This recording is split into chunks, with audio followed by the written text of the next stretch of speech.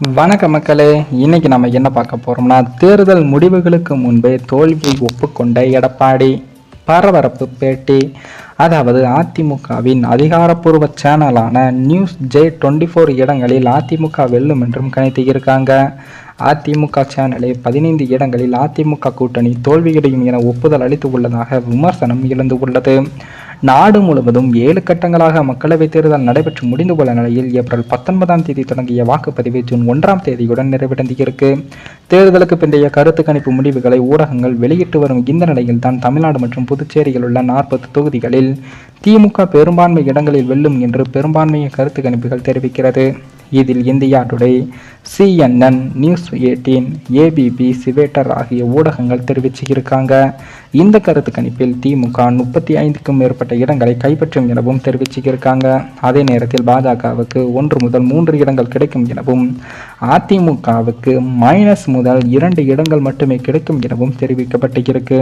குறிப்பாக தமிழகத்தில் திமுக கூட்டணி 35+ இடங்களிலும், பாஜக கூட்டணி 1 அல்லது 2 இடங்களிலும், அதிமுக வாஸ் அவுட் ஆக கூட ஆகலாம் என்றும் தேர்தலுக்கு பிந்தைய கருத்து கணிப்புகள் தெரிவிக்கின்றது.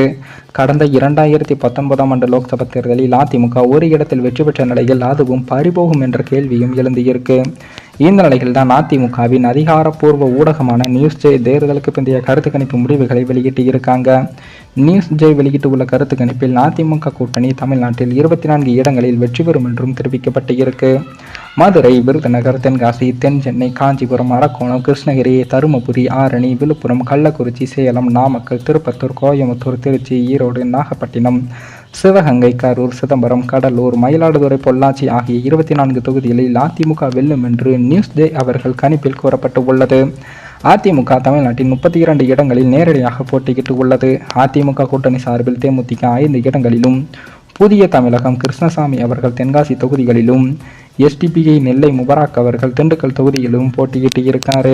இந்த நிலையில் தான் அதிமுக வெற்றி பெறும் தொகுதிகள் என 24 தொகுதிகளை மட்டுமே குறிப்பிட்டு உள்ளது நியூஸ் J சேனல். அப்படி என்றால் தமிழ்நாட்டின் மீதமுள்ள 15 இடங்களில் திமுக பாஜக கூட்டணிகள் வெல்வதாக நியூஸ் J ஒப்புக்கொண்டு உள்ளதாக என்று விமர்சனங்களும் எழுந்து இருக்கு. கீழ்கண்ட 15 தொகுதிகளில் தான் அதிமுக வெற்றி பெறும் என்று நியூஸ் J அவர்கள் அறிவிக்கப்பட்டு இருக்கு.